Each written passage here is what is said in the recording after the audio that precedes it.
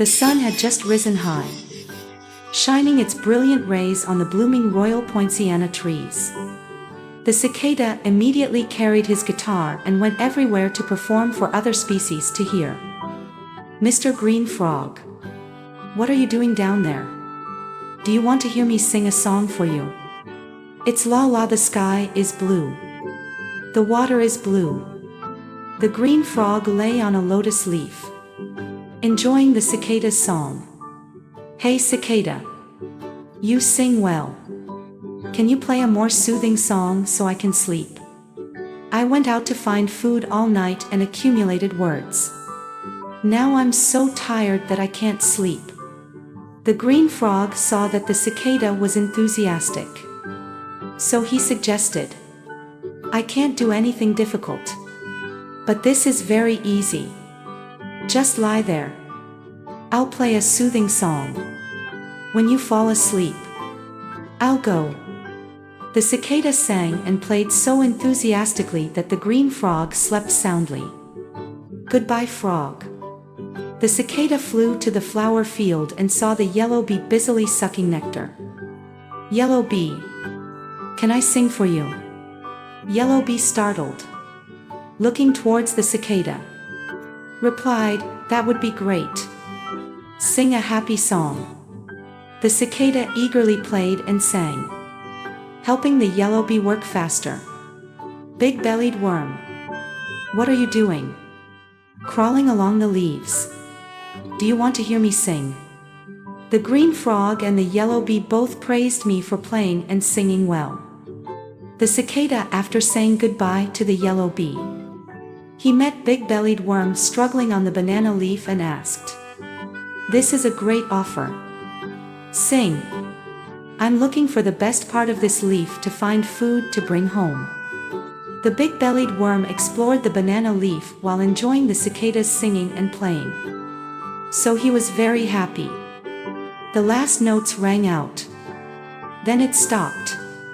The cicada opened its eyes and saw that the leaf was empty. Big-bellied worm had already gone home, so it carried its guitar and continued walking. In a flash, the cicada flew to the meadow, saw Uncle Buffalo was eating the grass. The cicada politely asked, "Uncle Buffalo, I'll send you a song to make your meal more delicious." Uncle Buffalo was surprised but enthusiastically responded. The cicada stretched high to play the best song and sang with emotion. But Uncle Buffalo didn't say a word even though the song had ended. "Uncle Buffalo, you're too quiet. Please tell me what you think about my performance just now." "Oh, Uncle, sorry. In my head, the advice to find a lot of food kept ringing, so I tried to eat grass. The sound of eating grass made me forget everything. And I was also used to the sound of the flute, so I still didn't like the music." Uncle Buffalo answered honestly. The cicada wasn't angry but was a little sad, so he said goodbye to Uncle Buffalo and continued his journey. When he reached the riverbank, the cicada saw the peacock dancing on the grass by the riverbank. So beautiful. So he opened his mouth, "Mr. Peacock, you have the most beautiful tail among all species. I think I'm intoxicated by your dance in this area. I think if I add the sound from my guitar, it will create a wonderful dance." "Oh, you know how to play. I have only been introduced to your singing voice, but today I also know that you can play. You are truly a talented cicada. I am very happy." So the peacock and the cicada combined to create an excellent performance that made the grasshoppers and red ants who have been there for a long time cheer and cheer, making the cicada feel so proud. "Cicada, you go everywhere singing and playing for all the animals to hear. So where do you have time to find food?" the ants asked, making the cicada startled. But he immediately became happy again. The sun is still golden. The flowers are still fragrant. So I know the weather is nice. No need to stock up on food. Ants.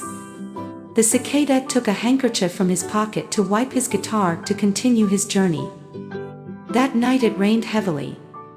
The rain lasted for a whole week, leaving the cicada without food.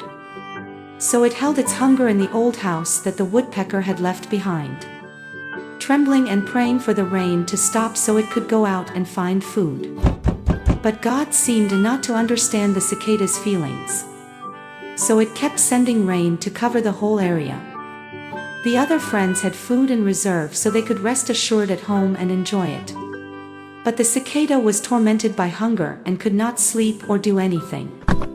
The cicada was so hungry that it had to temporarily put on an old, soft raincoat and go around looking for food. It stopped and knocked on the door of a house. "Pigeon, can you lend me some food to survive the rainy day? I'm so hungry I can't stand it anymore." The pigeon heard the call outside the door and tried to sit down and eat, but was afraid that someone would be careful. So it stood up and walked towards the door. "Oh, how did the cicada get to this point? Come here and eat with me." The dove saw the cicada standing in the rain, about to faint from hunger. The cicada's hand tried to cling to the door of his house to avoid falling, so he felt sorry for him. So he hurriedly helped his friend in, because he had been hungry for several days. The cicada ate very well. When he gradually regained consciousness, he whispered each word of thanks to the kind dove, "You are my benefactor." The dove sat listening to the cicada share because he was so engrossed in singing that he forgot to prepare food. So he got hungry. So he calmly advised him, "Cicada, singing is very good, but you should choose the right time and situation. You see, not only did the animals you sang to serve enjoy your performance, but when you were in trouble, they did not come to help you." The cicada felt very ashamed when the dove said what he said was very right. From then on, the cicada only sang in the summer and always saved food to protect himself from making the same mistake again.